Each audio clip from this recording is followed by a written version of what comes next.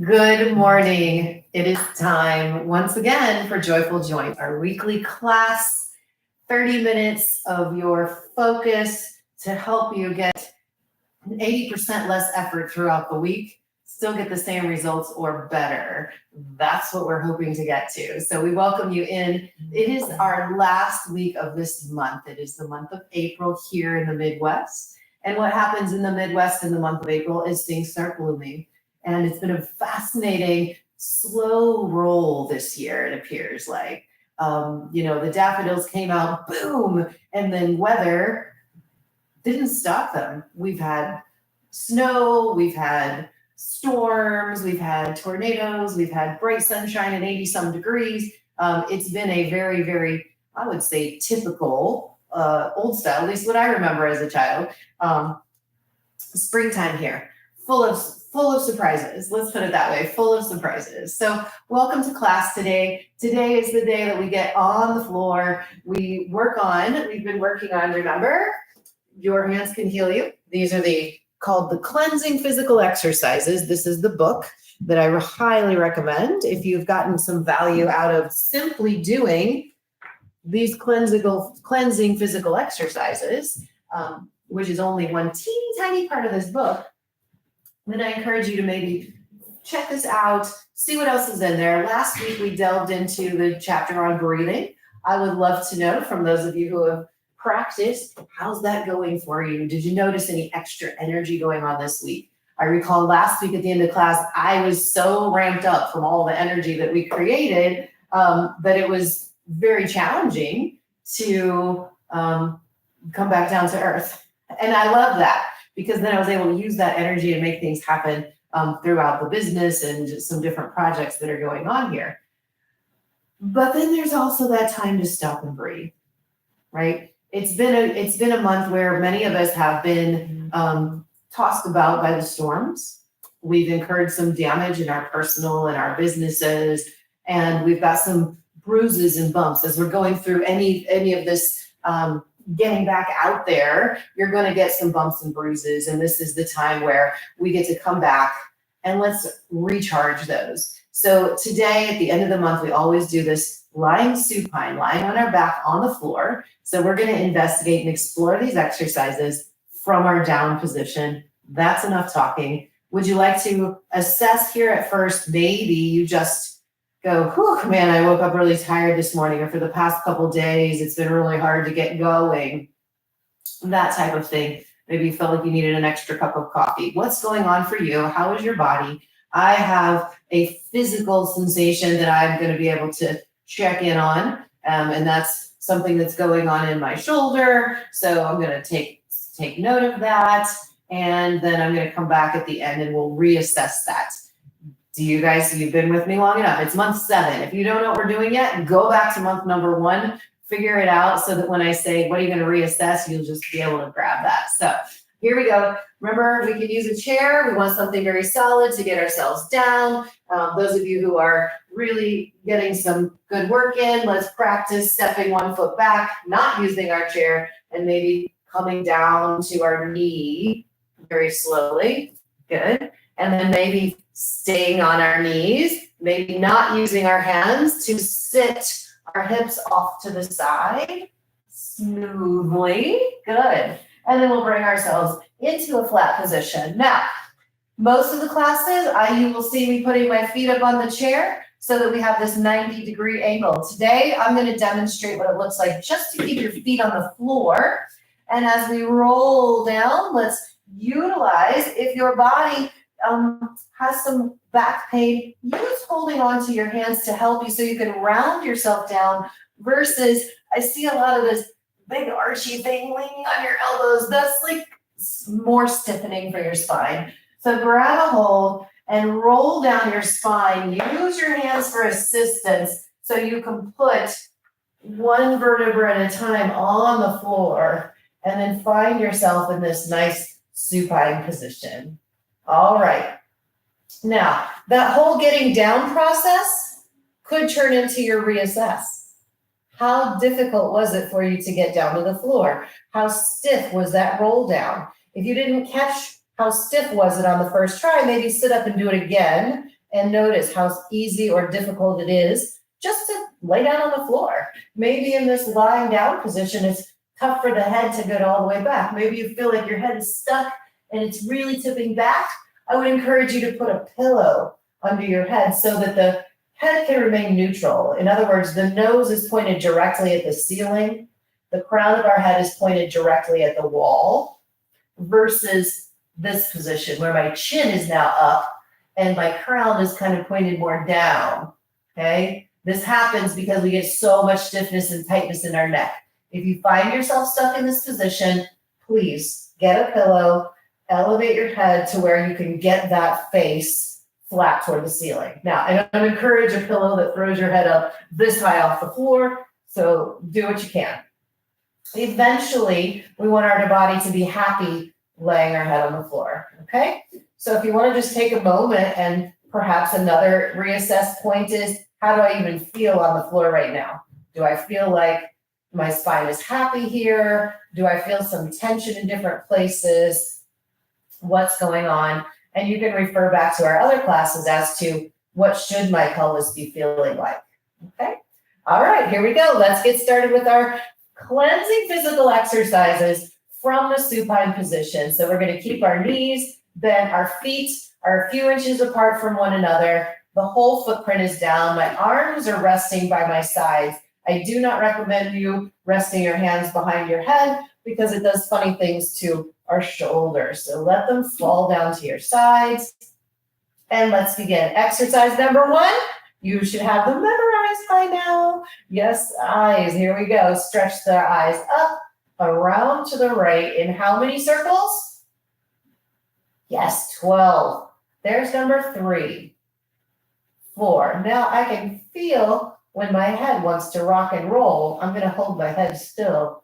Isolate those eye circles. This is going to be number 7, 8, 9, 10, 11, 12. Let's reverse the circles. There's 1, 2, 3, 4, 5, 6, 7, 8, 9, 10, 11, and 12. Very, very good. I noticed as my eyes were going to the left, I actually tensed up in my front chest, my upper chest, and had to kind of tell it to relax a little bit. So you might notice that as we go through the exercises as well. Like, oh, goodness, I notice now that I'm tensing up when my body tries to do that.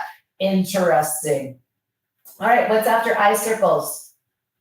Yes, head rotations. So again, I want to keep my crown pointed to the wall there. So I'm literally just letting my head roll on the floor from side to side. I'm not picking my head up. I am not sliding my head on the floor. I'm literally rolling from ear to ear, if I can, across the skull. How many? You're right, 12 is our number. Anybody else getting tense in the chest or your shoulders want to come up? Let's see if we can hold the shoulders still and free up.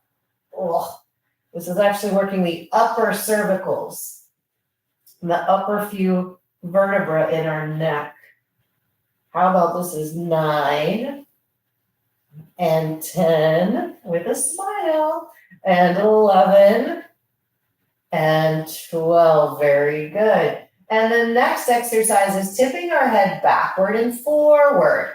So lifting your chin, shortening the space between your head and your shoulders, and then we go the other direction. Now, if you're strong enough, you could try push your throat down and actually pick your head up off the floor. This is another exercise we do in a previous class. Tip backward. If you get a lot of throat tension as you pick your head up, the tension should be on the side and the back of the neck to do that work. Not in the jaw so much. Backward and forward. And you could just leave your head down as you try to lift and lower the chin, okay? Push the chin up, pull the chin down. Woo! Man, there's a lot of effort going on here. I think I like doing this exercise better standing. It's a whole lot easier. Anybody else feel like their neck muscles are like, what the heck is going on? It's challenging. And that might be a clue that our neck muscles might want to be stronger. Okay, a clue. All right, moving down the chain, what comes next? The shoulders. So let's begin by bringing those shoulders up to the ears and then down our sides. And then let's make that turn into circles. So the collarbones or the shoulders move forward and up, backward and down, forward and up, backward and down. So this is a supine version of circling the shoulders. And what I want to be able to feel is my shoulder blades.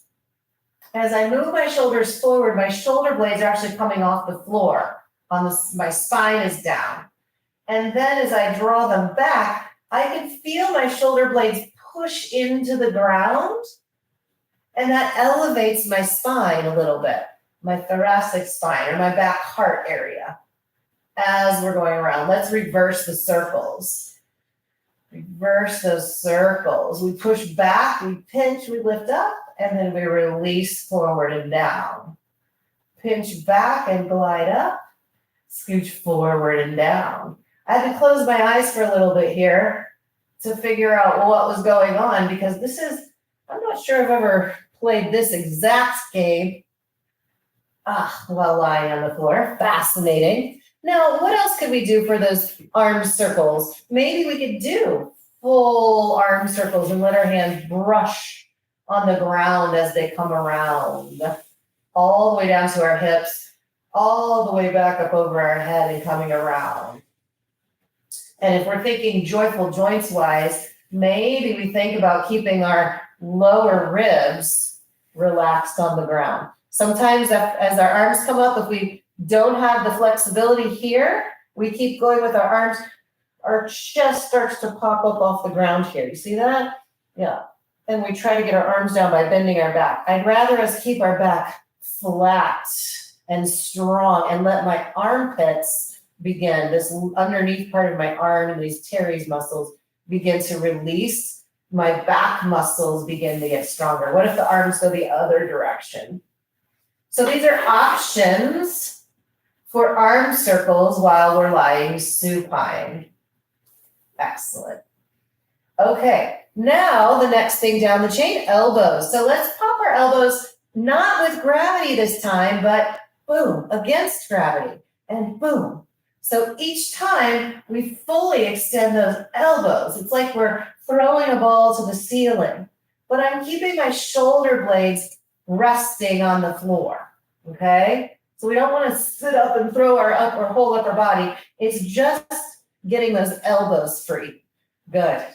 And for those of you that are counting, thank you very much. 9, 10, and hello everybody who's here live with us today. Glad you could make it. All right, now let's keep our arms straight. So again, we're against gravity and let's do those wrist circles. Now, check something for me. How far back can you bend your wrist with your fingers straight? And I mean the wrist, yeah, look at that. It should be a 90-degree angle between the forearm and the hand. That'd be a good one. And then the other direction. How far does that wrist bend? Not my fingers bend down, but my wrist. What's the angle between the forearm and the hand? And then we want to make sure as we circle, we hit both of those end points. The back bend and the front bend are part of our wrist circle. There you go.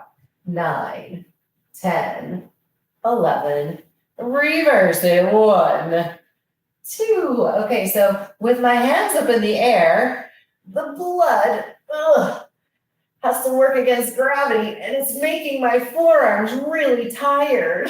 There must be some blockage, or my energy isn't getting to my fingers as easily as when I'm standing up. Woo! Okay, shake those out. That was fun. And then we do close our hands nice and tightly. Feel those fingers, grip into the palm of the hand, and then we stretch them as big as possible. Close and open. Close and open. That's it. Close and open. Let's do 5, 6, 7, 8, 9, 10, 11, and 12. Woo! All righty. So moving on down the chain, we get to the chest. Okay, this is going to be a fun one. So this is the rotations of the chest. Now, what I'd like you to try today, because we've got the floor to help us, let's keep our pelvic bones still. Your pants on the floor, especially the waistband. Think of your waistband staying still on the floor. Can you kind of push it down a little extra? And then with our hands on our heart, maybe we roll to one side of the rib cage. And then I roll to the other side of the rib cage. So I'm actually holding my waistband down and I'm lifting up one side of my shirt, let's say. And then we go the other direction. I'm lifting up one side of my rib cage while my waistband stays still. And some of you are going to be like, I have no idea how to do that. And that's okay. We'd also like for our navel to stay down in the body.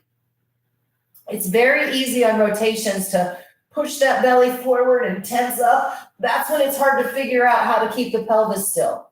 Let the belly soften into the body. Focus on rotating. Maybe you just think about rotating your heart and letting it roll from side to side. Maybe you think about rolling from one shoulder blade to the other. And maybe you get that going and then you put a little more attention on holding our waistline or our, waistline still and our belly button soft in our body. Okay, and that becomes kind of an abdominal workout. Did you notice? Very good. From the chest, we move down and we're in the pelvis. And this is where it gets really interesting, trying to make our hip circles, right? Hip circles is next.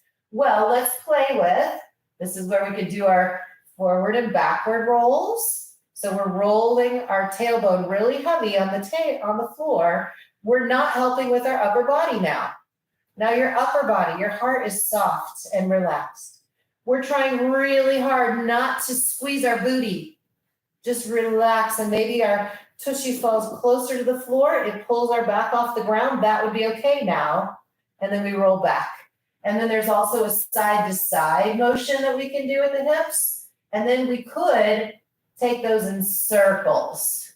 And this can be our hip circles while on the floor. This is one version. Rolling around our tailbone against the floor and then reversing. Very nice. Circling, understanding the pelvis. Now, there's another way that we can do the hip circles here, and that involves bringing our legs into our chest. So we're going to hold on to the front of our shins just below the kneecap. Okay? And this is like the egg beaters, right? Or the blender, where the two sides that are stirring in opposite directions. And we call these hip stirrers. I like to call them hip stirrers. And we circle with my hands helping me. I'm stirring this long leg bone right here in the hip socket. My pelvis that we just moved around is now going to stay still. And I'm going to use my hands to help stir, yes, the leg bone in the sockets. So this is hip circles. It's another form of hip circles.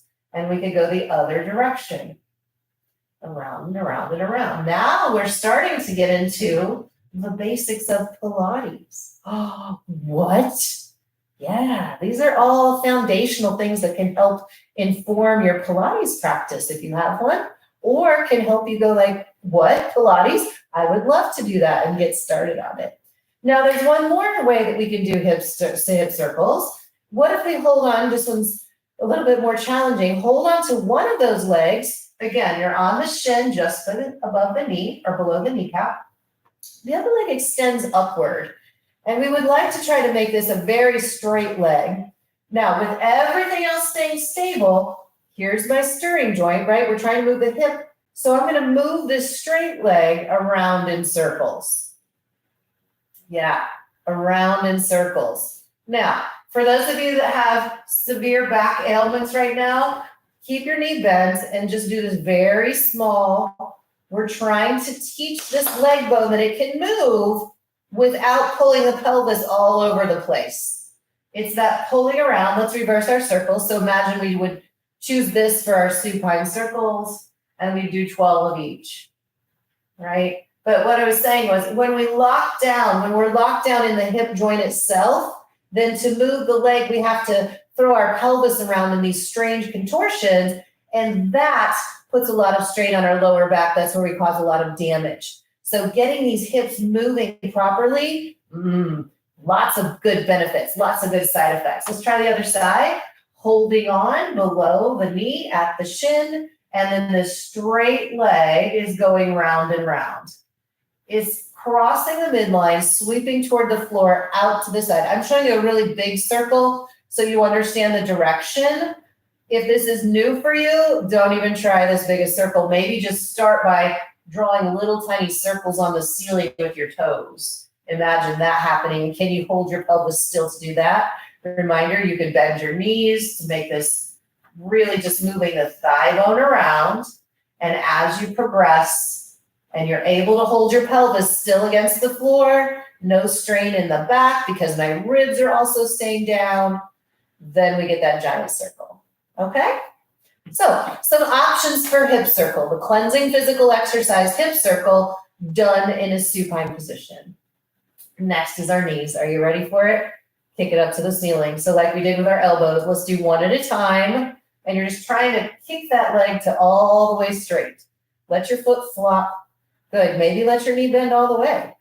Good. Easy does it. Those of you with brand new knee replacements, new joints, new operating equipment, try the other leg. Kick it up to the ceiling. Kick and kick and kick. Right. Good. We want to find looseness in the knee joint. Looseness in the knee joint comes from stability and strength in the hip. All righty. Now let's go ahead and do hold on to your leg. Grab with your hands behind your knee because the next joint down there is our ankles. And we do, let's like we did with our wrist, flex your foot.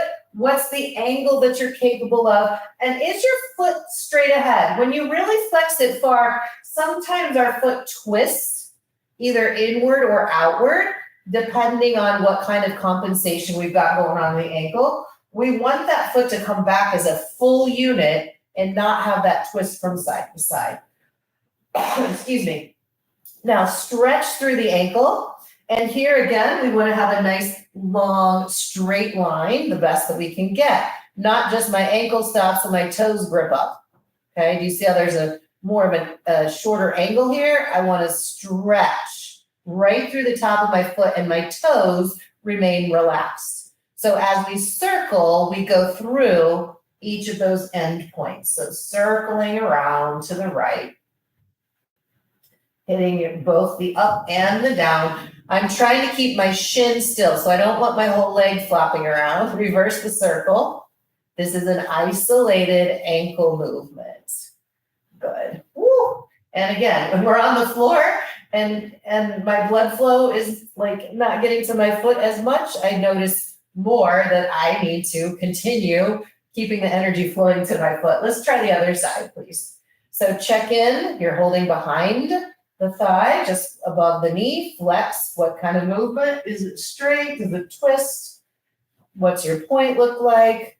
There you go. And then we circle. Circle around. 3, 4. Try to hit the full range of motion. 7, 8, 9, 10, 11. And reverse it. 1, 2, 3, 4, 5, 6, 7, 8, 9, 10, 11. And woo! And then just kind of dance your feet out down there. Flex them and point them on the floor. Flex, point. Flex, point. And 5. Anybody else out there feeling their shins really working hard today? Or is it just me? I would love to know if it's this class or if it's the way my body is set up today where my shins are kind of on fire Trying to keep my feet moving. All right, very good. And then again, stomp, wiggle yourself all around. Take a hold of one leg or roll to your side to get up. I'm going to use my reassess of getting up right through the center and see if my spine will do it. Felt pretty good. And let's go ahead and stand up, walk around, see how we're doing. How are we going to get up today? Who can push those knees to the side without using your hands? Drive your knees down to sit all the way up. That's the advanced version of getting up. Do what works for you. And if you missed it, go back to previous classes. We helped you. Now, what if we take a foot? Advanced version, I got a foot up.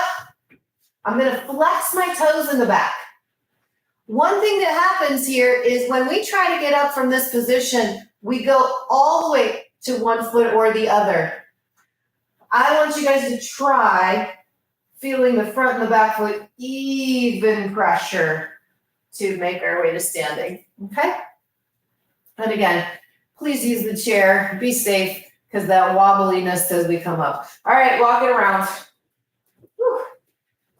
Well, one of our reassesses today was our overall energy level. I wasn't sure I was going to feel energetic today, but guess what? You guys did it again. You made me come here and do this class with you, and I actually feel a very good boost of energy. So thank you so much. How are you doing? And then maybe you had another spot that you were working on. And I'm going to say this is, I think this one is maybe, oh, there it went, 40, 50% improved from where we started. And that's something that has been going on for a while. So that's exciting. Okay, cool. Shall we finish class today with that breathing exercise we did last week? How'd you do with your breathing practice? Did you do any breathing practice? So this was where we were changing our breath from our chest to our belly, right? So if we inhale and the chest moves up and down, we want to try to make that not happen. Hold the chest still. Let your belly, which is represented by the whole front and back, let that whole area expand as you inhale and contract as you exhale. Very good. And then we're going to do that with the counts, right? Tongue is on the roof of our mouth. We're going to count in for 7, and then we're going to hold our breath for 1. We're going to exhale out for 7 and hold our breath for 1. For those of you that have the book, you can look it up and see what the next most powerful counts are. Okay, here we go. Exhale, get ready. Put your tongue on the roof of your mouth and begin. Inhale.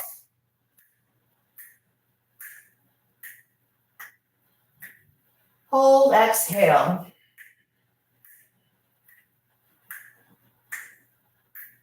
Hold, inhale.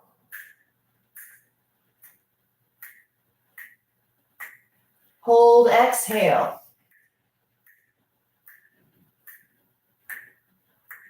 Hold, inhale.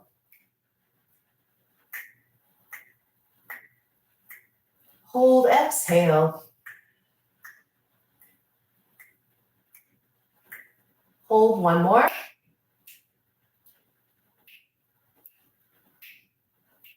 Hold and out.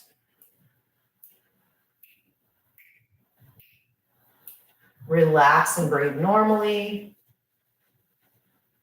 Maybe take this moment to just be aware of the stillness and the calmness and the peacefulness within your body, within your mind. It's there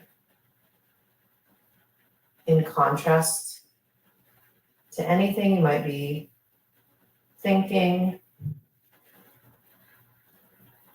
Just sit in the peacefulness for a moment. Say thank you to this month of April for the energy that spring brings to us, that excitement, that desire to get going, and reminding ourselves that we don't have to wait till next winter to relax and rest again. Take enough rest as we go through this process of blooming fully, of coming completely out into our full bloom. All right, you guys are amazing. Thank you so much for joining us again for Joyful Joints. We will see you next week. All right, ciao, ciao.